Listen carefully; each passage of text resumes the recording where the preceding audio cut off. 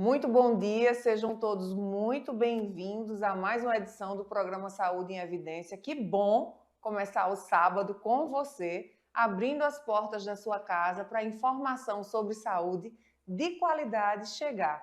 E nós estamos hoje com um programa bem especial, falando sim dos cânceres de mama, de todos os cuidados, de tudo o que você precisa saber, porque quanto mais conhecimento sobre o assunto, mais saúde a gente te entrega. Então, hoje a gente está recebendo aqui Dr. Lucas Montarroios, primeira vez na TVLW. Seja muito bem-vindo. Obrigado, prazer, muita satisfação a gente estar aqui, tanto com você, Catarina, como com o público, né, para trazer esclarecimentos e tentar contribuir aí com vocês um pouco com conhecimento sobre câncer de mama. Câncer de mama ainda é, sim, claro, um assunto que merece toda a mídia falando, não só no mês, mas durante o ano todo, porque a gente sabe, doutor Lucas vai falar com muita propriedade sobre o assunto, que é um dos cânceres que mais mata. Então, a gente precisa, claro, cada vez mais falar sobre isso. E eu já começo te perguntando, doutor Lucas, para as pessoas, os nossos telespectadores, terem uma noção a nível mundo e também Brasil, como é que está o câncer de mama? Bem, Catarina, assim, o câncer de mama, ele é hoje, na verdade, desde 2020, ele é o câncer mais prevalente no mundo, né? Chegou ali próximo ao câncer de pulmão, que sempre foi mais prevalente no mundo. E desde 2020 até hoje ele se mantém nessa posição. A gente estima aí que neste ano terão aí cerca de 2,3, 2,4 milhões de casos novos de câncer de mama, isso contando o mundo todo. A estimativa do Instituto Nacional do Câncer, do INCA, aqui no Brasil é que seja em torno de 74 mil novos casos. Então é uma doença ainda que atinge muito, sobretudo o público feminino, cerca de 99% dos casos são em mulheres.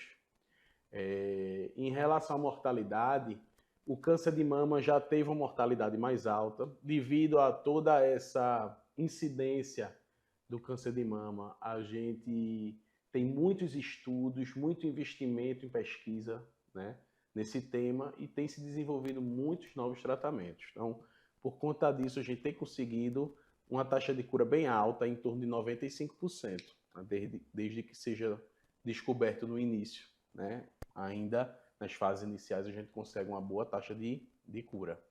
Então é muito bom, né? Traz um conforto a gente saber que, embora os números sejam bem altos, uma média de 74 mil no Casos no Brasil, Brasil, isso. novos casos no Brasil previstos para esse ano, ainda assim a taxa de cura é alta, é bem relevante, né? 95%. Então, em estágios iniciais, dá sim para você ter cura, para você ser curado. Então, vamos hoje aprender cada vez mais sobre como identificar, sobretudo no início, né, doutor Lucas? Isso aí é muito importante, né? Por isso a importância desse mês, para lembrar sempre, a gente tem todo mundo uma vida muito corrida, conturbada, cheia de compromisso e termina esquecendo um pouco da saúde, né?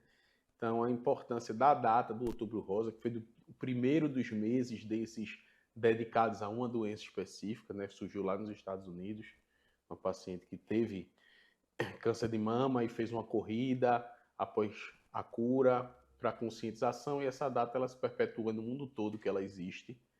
E a ideia dela é relembrar, alertar a importância do rastreamento, da prevenção, né, de procurar fazer seus exames de maneira recorrente para poder, caso você venha desenvolver o câncer de mama, descobrir no início e a gente poder tratar e ficar boa. Né? Verdade.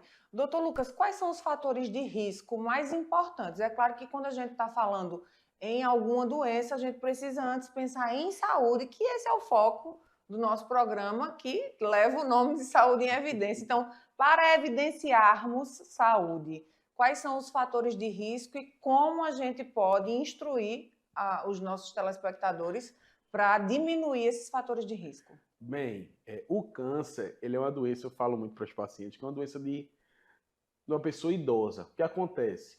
Nossas células, elas podem sofrer alterações, isso por vários motivos, sobretudo alterações por exposição que a gente tem a produtos químicos, a produtos tóxicos para o nosso organismo. Tanto na alimentação, a gente tem muito hoje uma alimentação muito industrializada, questão da fumaça, da poluição, das radiações. Então, tudo isso leva a alterações. Então, quanto mais tempo, por exemplo, você está exposto a essas alterações, maior a chance de você desenvolver um câncer, não só de mama. Por isso, um dos fatores é a idade avançada. Quanto mais velho você é, mais exposto você foi a esses produtos, e então você tem mais chance de desenvolver. Fora isso, falando especificamente do câncer de mama, a gente tem uma relação muito íntima do câncer de mama com a carga hormonal feminina. Então, tudo que aumenta a carga hormonal, por exemplo, uma menstruação, que a gente chama de menarca, precoce, ou seja, você menstruar muito jovem. Quanto mais jovem você menstrua e mais velha você tem a menopausa, ou seja, você ficou mais tempo exposto a hormônio, você tem maior risco de câncer de mama. Mas são fatores que a gente não tem como mexer, né? A idade que você vai ter menopausa, a idade que você vai menstruar a primeira vez, daí é definido geneticamente. Então, não tem como você mexer. Mas tem outros fatores que a gente tem como influenciar. Por exemplo, obesidade. A obesidade hoje é o principal fator de risco para câncer de mama. A gordura periférica, visceral, que é a gordura que fica somente na região abdominal, ela produz hormônio feminino. Então, quanto mais gordura você tem nessa região, mais hormônio você está submetido. Então, aí já é um ponto de atenção, né? Talvez seja a primeira vez que você esteja ouvindo essa informação, que obesidade tem uma correlação íntima com a incidência de câncer de mama. Então, se você já está no sobrepeso, já é um sinal de alerta. Isso. Então, assim, para proteger isso aí, fazer atividade física, ter uma boa alimentação, né? A atividade física hoje é o principal fator protetor, né? Câncer de mama. A gente tem outros fatores de risco, por exemplo, bebida alcoólica, um fator de risco importante, né? A gente às vezes pensa para o álcool só problemas do fígado. Sim. Mas a enzima que a gente tem no fígado, que destrói o álcool, ela também existe na mama. Então, é o mesmo processo de metabolização do álcool que tem no fígado, e aí essa metabolização que gera um produto que agride o órgão, que chama um aldeído. Esse mesmo produto, ele também é produzido na mama, porque essa enzima também está presente na mama. Então, vamos dizer assim, das drogas do uso do dia a dia, por exemplo, o cigarro e a bebida ela tem um fator de risco muito mais importante em relação ao câncer de mama do que o cigarro, por exemplo. Apesar também que o cigarro também aumenta, porque tem produtos tóxicos que facilitam a alteração celular, tá? Fora isso aí, outro fator de risco importante e que gera assim muita apreensão às vezes nas pacientes é o uso do anticoncepcional. O anticoncepcional é hormônio. A gente falou aqui que a exposição ao hormônio aumenta o risco de câncer de mama. E um período longo, né? Uma mulher que toma anticoncepcional a vida inteira. O estudo que relacionou o anticoncepcional com o aumento do risco de câncer de mama, ele não relaciona o tempo de uso.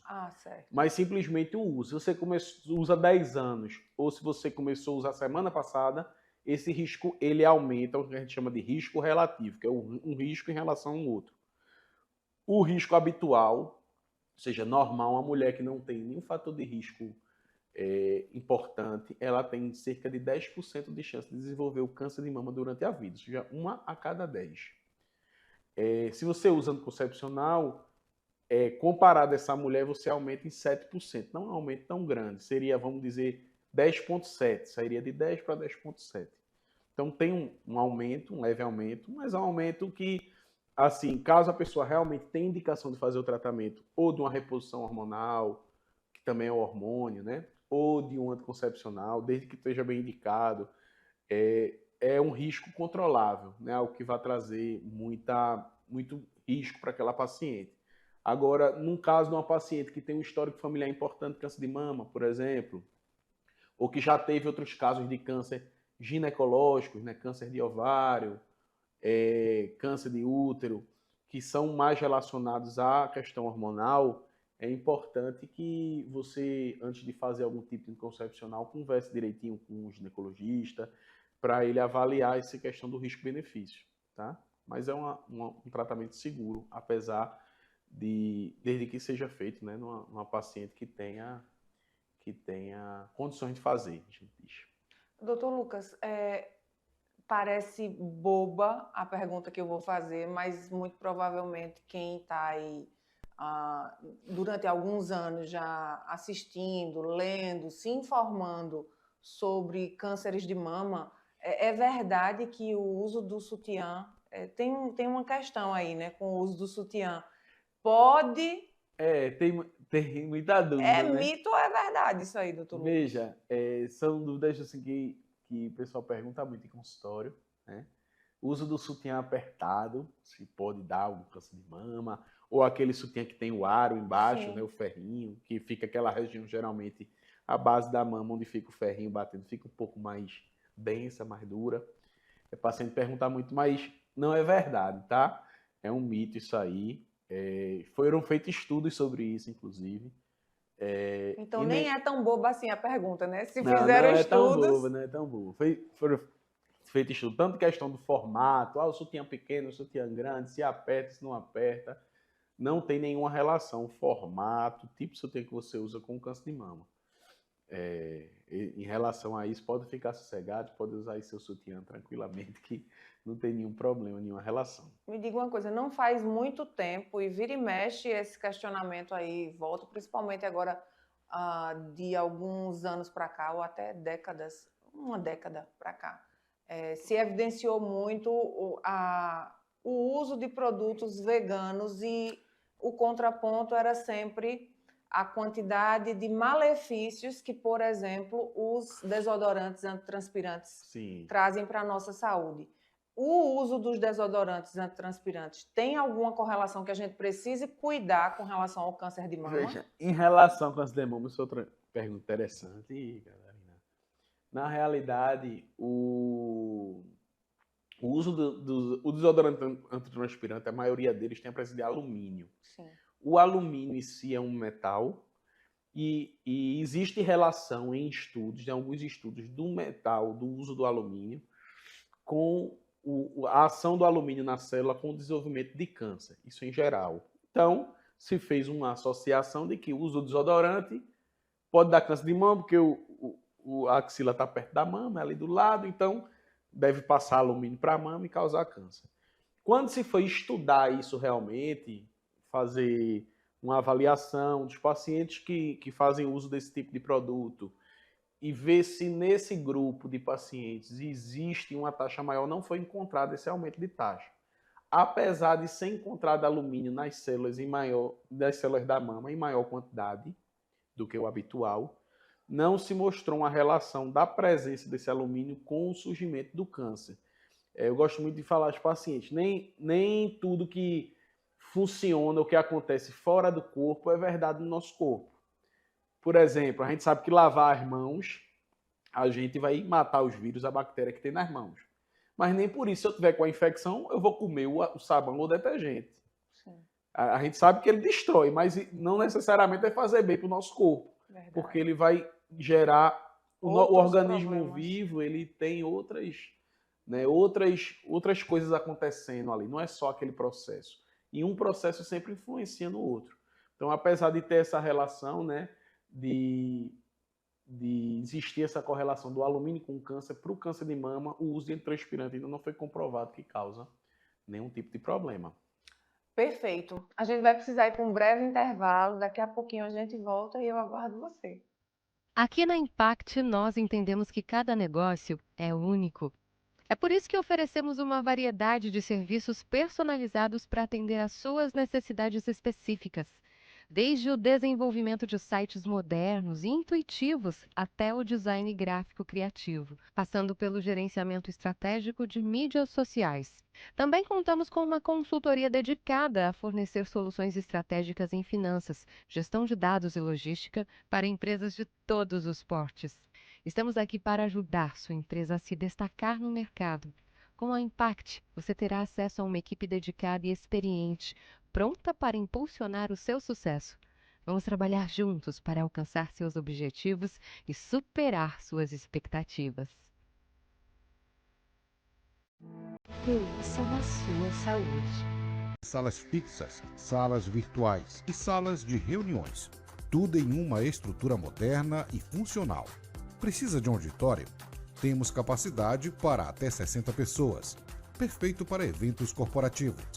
E ainda uma área de lazer para o seu bem-estar. Nas eleições de 2024, conte com nossa assessoria completa, prestação de contas, cadastro de candidatos e muito mais. Líder PE. Modernidade e eficiência para o seu sucesso. O Saúde em Evidência tem o apoio de Líder PE, Lojas LW, Memorial Imagem, Faculdade de Medicina do Sertão e Impact Soluções. E nós já estamos de volta, depois de um breve intervalo, e claro, muito obrigada pela tua presença hoje. E aqui nesse bloco a gente vai falar de assuntos que são fundamentais para a sua saúde. E quero agradecer também aos nossos apoiadores. Faculdade de Medicina do Sertão, Memorial Imagem, Líder Empresarial e Lojas LW. Doutor Lucas, eu gostaria de começarmos esse bloco falando sobre os tipos de cânceres de mama, que eu acredito que é muito importante você que está em casa saber os tipos de cânceres e também os tratamentos. Bem, Catarina, vamos falar um pouco disso aí. Em relação ao câncer de mama, a gente tem basicamente 4 tipos diferentes, tá? E por que é importante a gente saber disso? Quando a gente tem, no caso, paciente, você mulher, tem um diagnóstico de câncer de mama, então, geralmente o paciente fica muito angustiada, aí, o que é que a gente vai fazer? E agora? Vou ficar boa, não vou? Esse câncer é agressivo, esse câncer está avançado, os pacientes perguntam muito, e cada tipo, ele atua, funciona como se fosse uma doença diferente. A gente tem tipos de câncer menos agressivos, alguns deles a gente não precisa nem fazer a temida quimioterapia, né? Outros são mais agressivos, que a gente precisa de um tratamento mais complexo, e além de quimioterapia, outras drogas específicas para aquele tipo, né? Então a gente tem basicamente os tipos luminais, que são os tipos, a grande maioria, que é o relacionado ao hormônio, que a gente falou no primeiro bloco, são aí mais da metade do número de câncer. A gente tem o triplo negativo, que é o mais agressivo e também o que tem menor incidência, cerca de 20% mais ou menos.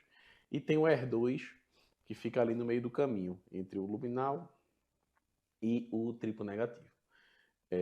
E aí, cada um desses tipos ele se comporta de uma forma. Os luminais geralmente são tumores que são menos agressivos, que ainda bem, né, porque são a maioria. Sim. Então, são tumores menos agressivos, se comportam de maneira mais satisfatória ao tratamento.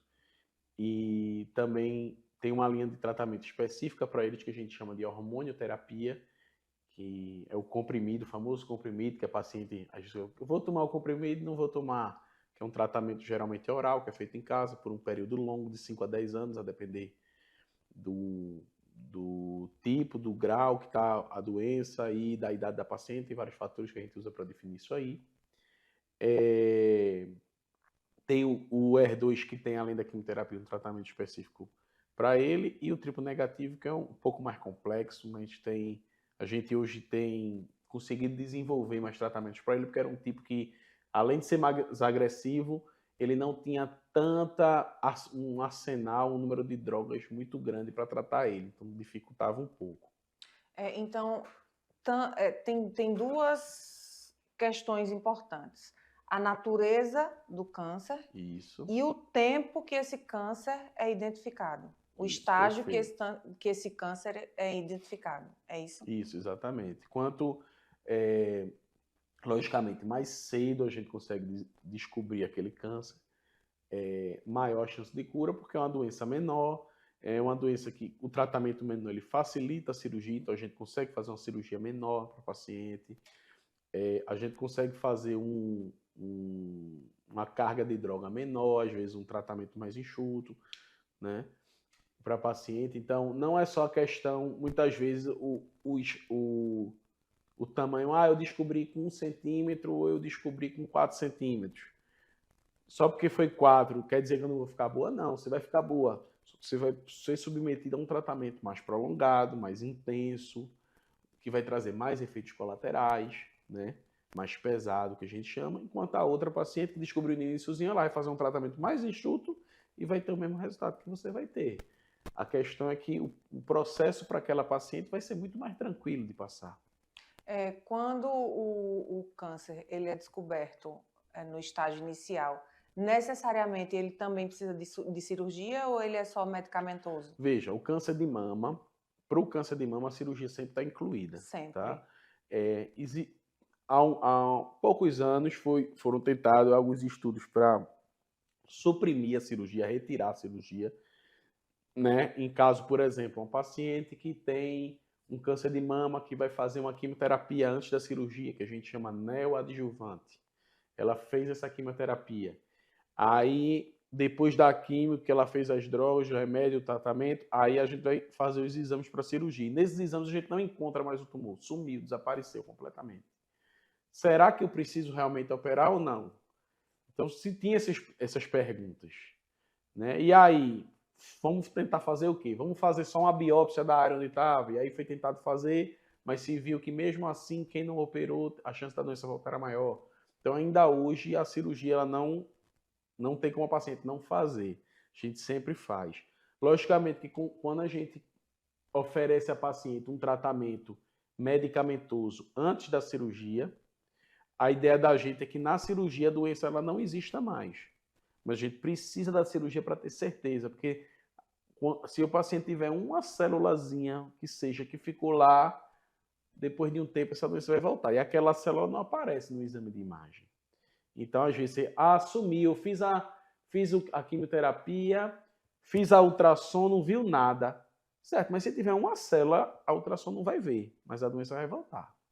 Então, para você ter certeza que vai ficar boa, precisa fazer sempre a cirurgia.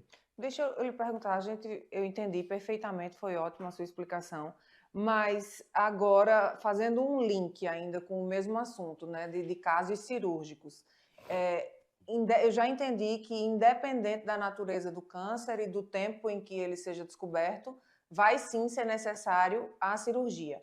E ficando lá uma célula, a recidiva, ela pode acontecer, ela naturalmente vai acontecer. Mas e nos casos, a minha pergunta agora nos casos de pacientes que se submetem à cirurgia, fazem o tratamento, qual é o percentual de recidiva?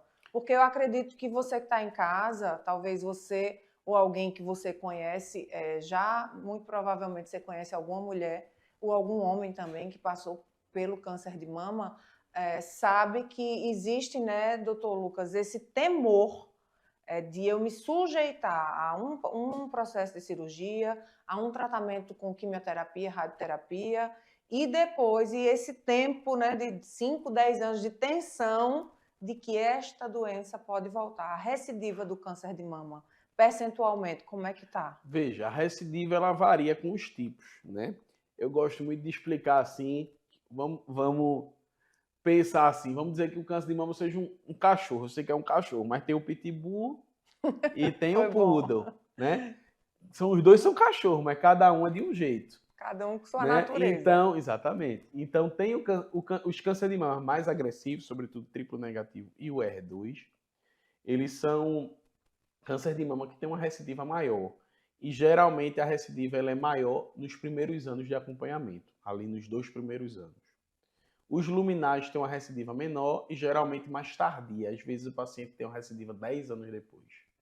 Logicamente que quanto mais tempo, várias coisas podem influenciar nessa porcentagem que você está falando. Por exemplo, se você tem um câncer de mama muito jovem, você vai viver ainda muito tempo, então a chance de você voltar com esse câncer é maior do que o paciente que tem 80 anos.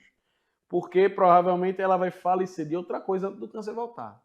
Então, quanto mais nova você é, maior a chance da doença voltar depois, que você vai viver mais tempo, vai estar mais tempo exposta à doença voltar. Quanto mais agressivo o câncer, maior a chance dele voltar também. E o que também influencia é o resultado do seu tratamento. A gente sabe que a medicação, ela no corpo de cada pessoa age de uma forma. Tem gente que para passar dor de cabeça toma uma dipirona de 500 miligramas, passa. Tem gente que tem que tomar uma de 1 grama, que a de 500 não passa. O remédio é o mesmo, mas o corpo funciona de uma maneira diferente. Então, o tratamento que é oferecido para o paciente, cada um responde de um jeito. Às vezes a paciente não consegue completar, porque tem muito efeito colateral. Às vezes a paciente faz o tratamento todo, mas a doença dela não responde muito bem, né? E tem algumas coisas que a gente não consegue explicar muito bem, porque eu tenho esse tipo de tumor que é o mesmo dessa outra. A gente fez o mesmo tratamento e esse meu respondeu todinho, essa outra, o tumor cresceu durante o tratamento. Então tem algumas coisas, existem já alguns estudos mais específicos do DNA, do tipo de tumor, que pode tentar justificar alguma coisa, mas a gente também tem muito para crescer nisso aí, tentar compreender. Então tudo isso influencia. Levando em conta que você fez o tratamento, que teve uma resposta completa, que tirou o tumor que tinha, saiu direitinho, um tumor luminal no acompanhamento, a chance de recidivas gira ali em torno de 2%, mais ou menos. Que é uma chance baixa, né? Por exemplo, a chance da doença voltar é menor do que a chance de uma pessoa que não teve câncer de ter um novo câncer, que a gente falou antes, Sim. que era 10%. Então, você teve câncer, tratou direitinho, teve uma resposta boa ao tratamento, né, que é importante, o resultado do tratamento foi bom, estou fazendo o acompanhamento, estou fazendo os exames, estou me cuidando, como a gente falou. Fiz o tratamento, mas agora engordei, estou obeso, então aí vai aumentar a chance dessa recidiva. Não estou fazendo exercício, estou bebendo. Então, o fator de risco ele é para antes e para depois. Então, se você já teve o câncer e não cuida dos fatores de risco, logicamente que essa porcentagem de retorno é muito maior do que quem está se cuidando. Então, tudo isso influencia. Perfeitamente. Vou precisar chamar um breve intervalo, daqui a pouquinho a gente está de volta. Bem-vindo à Líder PE em Arco Verde, o seu espaço de negócios completo.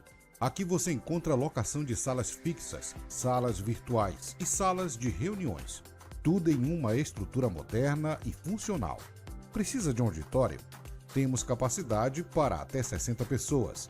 Perfeito para eventos corporativos. E ainda uma área de lazer para o seu bem-estar. Nas eleições de 2024, conte com nossa assessoria completa, prestação de contas, cadastro de candidatos e muito mais. Líder PE. Modernidade e eficiência para o seu sucesso. Aqui na Impact, nós entendemos que cada negócio é único. É por isso que oferecemos uma variedade de serviços personalizados para atender às suas necessidades específicas. Desde o desenvolvimento de sites modernos e intuitivos até o design gráfico criativo, passando pelo gerenciamento estratégico de mídias sociais. Também contamos com uma consultoria dedicada a fornecer soluções estratégicas em finanças, gestão de dados e logística para empresas de todos os portes. Estamos aqui para ajudar sua empresa a se destacar no mercado. Com a Impact, você terá acesso a uma equipe dedicada e experiente, pronta para impulsionar o seu sucesso. Vamos trabalhar juntos para alcançar seus objetivos e superar suas expectativas. Pensa na sua saúde. O Saúde em Evidência tem o apoio de Líder PE, Lojas LW, Memorial Imagem, Faculdade de Medicina do Sertão e Impact Soluções. Nós estamos de volta para mais um bloco do programa Saúde em Evidência. Muito obrigada pela sua participação semanalmente aqui conosco. Quero agradecer também aos nossos apoiadores. Memorial Imagem, Líder Empresarial, Faculdade de Medicina do Sertão e Lojas LW. Doutor Lucas, é muito importante agora o que a gente vai falar, sobretudo porque a gente sabe da importância de fazer o autoexame. Gostaria que o senhor falasse um pouco do autoexame, da importância do autoexame e também das outras ferramentas que vocês dispõem para fazer rastreamento de câncer de mama. Bem, Catarina, Bem, o autoexame, o que é? Nome autoexplicativo, né? É a própria paciente examinar as suas mamas. O autoexame, ele tem uma importância, por quê? Porque a paciente se examinando constantemente, por exemplo, vou tomar banho, aproveita, faço o toque das mamas, você se conhecendo, você identifica de maneira mais fácil alguma alteração. Poxa, eu sempre toco aqui na minha mama, não sinto nada. Agora essa região está um pouco mais endurecida, tem um carocinho que não tinha, então você procura de maneira mais rápida, profissional, para poder fazer a investigação. Mas é bem importante frisar isso. O autoexame ele não substitui os exames de rastreamento. O que é rastreamento? O rastreamento, ele é procurar alguma coisa antes de aparecer algum sintoma. Então a gente vai, eu não sinto nada na minha mama. Não sai nenhum líquido pelo bico do peito, não tenho dor, não tem caroço, não tem inflamação, tá tudo normal. Aí eu vou fazer o exame, porque a ideia do exame de rastreamento é identificar antes que o sintoma apareça. Não necessariamente você não tem nada na mama porque não sente nenhum sintoma. Quando o sintoma vem aparecer, às vezes aquela doença ela já avançou um pouco.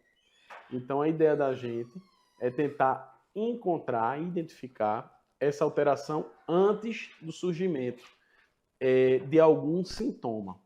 E o principal exame que a gente tem para isso ainda hoje, a mamografia. A mamografia é o único exame até hoje que comprovadamente diminui a mortalidade pelo câncer de mama. Se a gente fazer o rastreamento mamográfico, reduz a mortalidade dos pacientes por câncer de mama. E quando é que é indicado a gente fazer isso aí? Pacientes, numa população geral, a partir dos 40 anos de idade, e fazer o exame anualmente. Existem algumas... isso é a recomendação da Sociedade Brasileira de Mastologia, que nós mastologistas seguimos, existem outras recomendações, alguns países é feito de maneira diferente, por exemplo, nos Estados Unidos é a partir dos 45 anos, no Canadá é a partir dos 50, tem algumas recomendações diferentes, mas para o Brasil, e que a sociedade preconiza, junto com a Sociedade também de Ginecologia e Obstetrícia, que é a FEBRASMO, é fazer anualmente a partir dos 40 anos a mamografia. Deixa eu te perguntar uma coisa. Sim. Muito provavelmente pode ser a sua dúvida em casa também. Em algum momento isso já pode ter sido um ponto de questionamento. Eu me submeter todos os anos à mamografia, porque é necessário, a partir daquela faixa etária, é necessário se submeter todos os anos à mamografia. A radiação a que a gente é exposta ali durante o exame é um ponto de preocupação, aumenta a incidência de câncer de mama? Muitos pacientes têm medo da mamografia, porque é um exame radioativo, não sei o quê. Mas a mamografia, apesar desse nome bem complexo, nada mais é que um raio-x da mama. Então você vai fazer uma mamografia, você tira 4 radiografias, 4 raios-x. Uma de uma mama de cima para baixo, outra da outra mão de cima para baixo, e depois em diagonal oblíqua de uma mão e da outra. São 4 raios-x. Por exemplo, uma tomografia, que muita gente diz, eu vou fazer uma tomografia. Doutor, passei uma tomografia para fazer. A tomografia equivale a 120 radiografias. Mamografia só são 4. Então a quantidade de radiação mamografia é muito pequena. Existe um risco relativo de aumentar se você for pegar esse tipo de rastreamento que a gente preconiza no Brasil. Mamografia anualmente dos 40 até 75 anos. E fizer a carga, ele aumenta em 0,12% a chance de mama de câncer relacionado à radiação. Ou seja, um aumento ínfimo para o que o exame traz de benefício de você descobrir a doença e diminuir a mortalidade. Por exemplo, a diminuição da mortalidade é bem maior que ela gera do que o risco dela gerar um câncer. Então, é um exame muito seguro, que já existe há muitos anos, que é feito há bastante tempo. Então, a gente já tem aí bastante experiência com o uso da mamografia. E é um exame bem seguro, bem tranquilo, que vai fazer bem você fazer. Não tem que ter medo, não. Então, pronto. Você já sabe que não precisa e não tem por que ter medo. Aí também tem outra questão, que é o medo da dor, mas isso aí é melhor a dor do exame, o incômodo do exame, do que a dor de uma doença. Então, já vai fazer tua mamografia. Para além da mamografia, tem outros exames que vocês utilizam? Tem. A mamografia é muitas vezes associada a ultrassom, que a gente fala. O exame mesmo de rastreio é a mamografia. Por quê? A mamografia ela é muito boa para ver a primeira alteração do câncer de mama, da doença. A ideia da gente é descobrir o quê? O câncer no estágio mais inicial possível. Por isso que a gente faz o exame numa paciente que não sente nada. Porque se for para descobrir ele já avançado, não precisava fazer exame. Então a gente quer descobrir a primeira alteração, qual é? É uma alteração que a gente chama microcalcificações agrupadas. Essa alteração ela é melhor vista na mamografia. Então, como a gente está procurando essa alteração específica, a mamografia é o melhor exame. Mas, quanto mais jovem a gente é, no caso das mulheres, a mama é mais firme, mais densa, e a sensibilidade do exame, ou seja, a chance de a gente conseguir ver alguma alteração na mamografia, ela diminui. A mamografia, a mama, o tecido mamário na mamografia, ele aparece branco. Se alguém aqui já fez a mamografia, você vê que fica um monte de área branca. Aquilo é o tecido mamário. E a calcificação, que é cálcio, é branco também, feito o osso da gente, é rico em cálcio. Então, quanto mais branca é a mama, mais densa, mais difícil é você tentar ver uma mancha branca numa parede branca. Entendi. Então, dificulta. Então, nesses casos, a gente associa a ultrassom porque ela aumenta a sensibilidade do exame. Você fazendo 2 exames, você tem maior chance de identificar a alteração do que fazendo só um. Mas não é bem o exame de rastreio. Você tem que sempre fazer a mamografia, é o principal. Ressonância magnética também é A usado? ressonância a gente pode usar em alguns casos. A gente usa mais a ressonância em pacientes de risco aumentado, de alto risco. Por exemplo, paciente que teve uma história familiar de câncer de mama, a gente inclusive pode começar até esse rastreamento antes do tempo, né? Por exemplo, paciente, você teve uma mãe que teve câncer de mama aos 45 anos. Então, você, em vez de fazer o rastreamento a partir dos 40, você começa 10 anos antes do caso da sua mãe. Então, você vai começar a fazer a mamografia aos 35, né? E aí, como a gente falou aqui que a mamografia, ela, quanto mais jovem a paciente, menos precisa o exame, então, nos casos de pacientes mais jovens, a gente pode lançar a mão de fazer a ressonância das mamas. Então, a gente pode alternar. Um ano você faz a ressonância, um ano você faz a mamografia. Porque a ressonância é um exame, sobretudo no contexto de saúde pública, a gente tem muita dificuldade, né? Quem já precisou pelo SUS, por exemplo, fazer uma ressonância, sabe que espera um bocado de tempo. É a minha próxima pergunta, inclusive.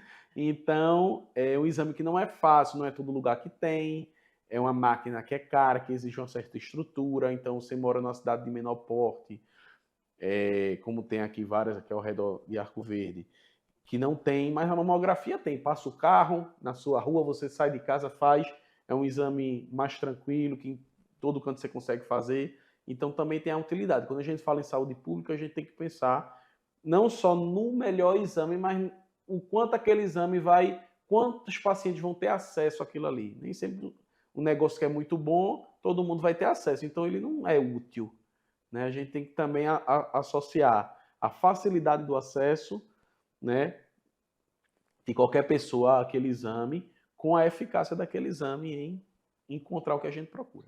Vou dar um exemplo meu, porque também pode ser que seja o seu caso, que está aí em casa, e a gente está com autoridade aqui no assunto, a gente precisa aproveitar e tirar dúvida. Fiz uma mamografia, não parece, mas tenho 42 anos, e fiz uma mamografia, e lá no laudo não foi encontrado nada, e a indicação lá embaixo é que eu refaça daqui a 2 anos. Certo. É incongruente com o que os médicos orientam de fazer de ano em ano, ou é porque é pelo SUS? Não, veja, isso é uma dúvida grande. O que acontece? Se a gente for pegar a indicação do Ministério da Saúde, é fazer o exame a cada 2 anos, se vier certo. Normal, a partir dos 50 anos, tá?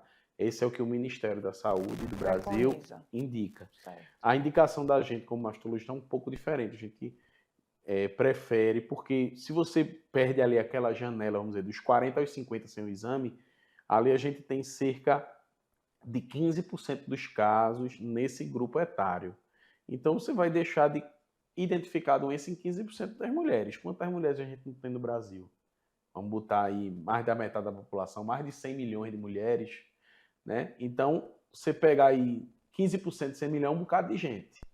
Então, pelo Ministério da Saúde, existe essa indicação mais branda, vamos dizer assim. Então, quando muitas vezes a gente faz o exame, vem ali a cada 2 anos, porque é a indicação do Ministério da Saúde.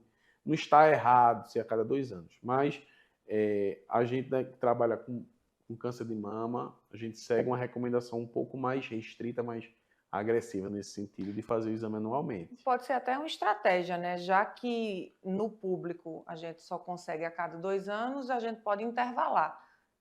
Na metade do tempo, um ano faz particular e no próximo ano, para facilitar a vida. Público. A gente sabe que não é fácil, a gente sabe das deficiências, mas sabe também a gente tá. Eu sou uma defensora do SUS, eu acredito muito no Sistema Único de Saúde e a gente sabe das dificuldades do sistema, mas a gente sabe também que funciona. E Isso, aí a com gente certeza. precisa aí criar estratégia, talvez essa seja uma interessante, né? É verdade. É algo que é bom, que é útil. Essa sua dica aí foi boa. E nós vamos para um breve intervalo e eu aguardo você daqui. Diferença na sua saúde. Bem-vindo à Líder PE em Arco Verde, o seu espaço de negócios completo. Aqui você encontra locação de salas fixas, salas virtuais e salas de reuniões. Tudo em uma estrutura moderna e funcional. Precisa de um auditório? Temos capacidade para até 60 pessoas. Perfeito para eventos corporativos. E ainda uma área de lazer para o seu bem-estar. Nas eleições de 2024, conte com nossa assessoria completa, prestação de contas, cadastro de candidatos e muito mais. Líder PE. Modernidade e eficiência para o seu sucesso. O Saúde em Evidência tem o apoio de Líder PE, Lojas LW, Memorial Imagem, Faculdade de Medicina do Sertão e Impact Soluções. E nós estamos de volta para o último bloco deste programa Saúde em Evidência, um programa tão rico, cheio de informações, que eu tenho certeza que já está, sim, fazendo muita diferença na sua vida. Gostaria de agradecer mais uma vez a sua participação aqui todos os sábados e que você convide e estimule outras pessoas a estarem conosco aqui todos os sábados às 10 horas da manhã e eu já te convido para no próximo sábado o nosso encontro marcado. Agradecer também aos nossos apoiadores, Líder Empresarial, Lojas LW, Memorial Imagem e Faculdade de Medicina do Sertão. Doutor Lucas, infelizmente a gente está chegando ao final do programa, o último bloco, e eu tenho assim, certeza que os telespectadores, né, sobretudo as mulheres, gostariam de saber mais, que é um anseio meu, e aí a gente sempre se coloca no lugar do outro aqui para entregar mais e melhor para quem está em casa. Com relação à cirurgia, porque é sim sempre um receio de passar por essa cirurgia. Teria como o senhor explicar os tipos de cirurgia, falar um pouco mais sobre a cirurgia, até para sensibilizar e também para tranquilizar as mulheres, né? A mulherada que está aí em casa. Bem, Catarina, a gente basicamente tem dois tipos, né, de cirurgia para o câncer de mama. Uma é a mastectomia, que é a retirada da mama como um todo. Nessa mastectomia, ela pode envolver a retirada também da pele e do mamilo, ou somente a gente tirar o interior da mama, que a gente chama de adenomastectomia. É como se fosse assim, vamos pensar, um travesseiro e a gente tira só o travesseiro e deixa a fronha. Sim. Isso seria a adenomastectomia. E a gente pode pegar aquele espaço e preencher com a prótese de silicone, por exemplo, né? E deixa que a gente chama de reconstrução, né? E outros casos a gente precisa realmente tirar a fronha, a gente tirar também a pele, o tecido. Isso daí em alguns casos que a paciente descobriu o câncer muito tarde e às vezes, infelizmente, ainda hoje, a gente pega pacientes que chegam já com a doença avançada, às vezes tem receio, tem medo do tratamento, esconde da família. Tem muitos casos assim, pacientes às vezes muito idosas que não tem muito entendimento e aí termina escondendo, quando alguém vai descobrir já está avançado. E aí, nesses casos, infelizmente, a gente precisa sempre tirar o órgão todo. E outro tipo de cirurgia é o famoso quadrante, o setor, a segmentectomia, que é retirar a região que estava o tumor previamente, ou que ele está ainda, a depender se a gente vai fazer a cirurgia antes ou depois do tratamento com remédio, que é a quimioterapia. E aí no quadrante você tira aquela região doente, a gente tem que deixar a margem livre, que a gente chama, a doença e ao redor o tecido saudável, tecido sem doença, retira e ali a gente reconstitui aquela falha, aquele buraco que ficou, a gente puxa tecido e cobre e a paciente fica com a mama igual como era antes, a diferença é só uma cicatrizinha no lugar. E essa cicatriz é uma cicatriz que indica a vida, né? Indica a vida, exatamente. A lembrança de ficar boa de uma coisa ruim que passou. Muitas mulheres ainda, eu sei, porque por conta da vaidade, a gente ainda termina que fica, nos dias de hoje, presa a um detalhe de uma cicatriz. E uma cicatriz, eu gosto sempre de dizer, que é a comprovação de que você passou por aquilo ali, que você venceu essa etapa e não seria diferente com o câncer de mama. Exatamente. Isso daí é o mínimo, né? Muitas vezes a paciente que não passa por essa experiência de passar por um tratamento de câncer tem esses receios, mas depois, mesmo as pacientes, tirou a mão, vou ficar sem minha mama, elas são todas muito agradecidas por estarem vivas, estarem saudáveis, curadas, né? Depois eu sempre digo a pacientes, vai precisar tirar o peito, mas depois a gente coloca outro no lugar. E tá Né? tudo Então certo. reconstrói, faz a cirurgia plástica, né? O tratamento de câncer não é só o mastologista, né? A gente tem uma equipe muito grande por trás, enfermeiros, oncologistas, que são os médicos que fazem a parte medicamentosa, radioterapeutas, fisioterapeutas. Então, é um tratamento assim realmente multidisciplinar, né? Um grupo grande e todo mundo com o mesmo objetivo sempre. O amparo emocional para uma paciente com câncer de mama, já que você falou na equipe multidisciplinar, faz total diferença. Total diferença, né? O tratamento, o câncer eu sempre costumo dizer que não é uma doença só da paciente, é uma doença da família. A família toda adoece, porque é um tratamento longo. Verdade. É um tratamento que traz efeitos colaterais, a gente sabe, né? Há muitos estigmas, né? Por exemplo, você vai fazer uma quimioterapia e cai o cabelo, fica careca, todo mundo... Você passa na rua, a pessoa sabe que você está com câncer, ele grita, né? Você passa na rua, aquela paciente tem câncer, usa um lenço, careca, então psicologicamente afeta muito, né?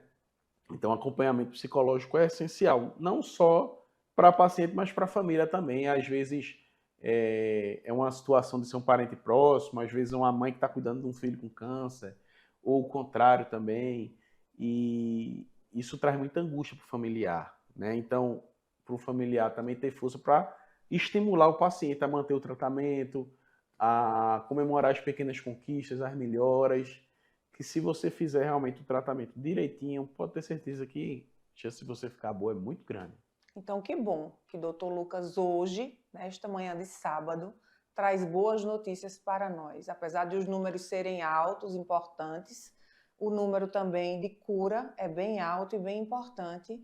E para além do diagnóstico, o diagnóstico definitivamente não é destino, sua vida importa, prossiga com seu tratamento e se ainda não, graças a Deus, não precisou do tratamento, prossiga com os seus cuidados aí anualmente, como o Dr. Lucas tão bem falou e pontuou essa importância da gente estar fazendo, sim, o rastreamento todos os anos, sem nenhuma vergonha, sem nenhum medo e até já criando estratégias entre o público e o privado. Dr. Lucas, o nosso muito obrigado. Seja sempre muito bem-vindo aqui na TV. Obrigado, foi ótimo. Eu gosto de aproveitar esse espaço, esses minutos finais, para que você fale um pouco. Você é professor também aqui da Faculdade de Medicina do Sertão. Sou professor da faculdade, da FMS.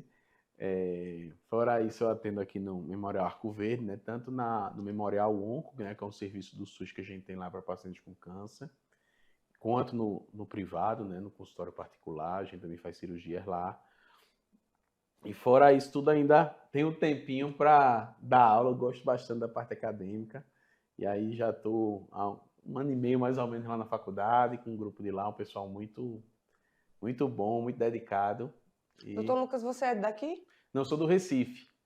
Tenho uma vida meio atribulada. Corrida. Eu venho toda semana de Recife para cá. Eu trabalho também em Caruaru.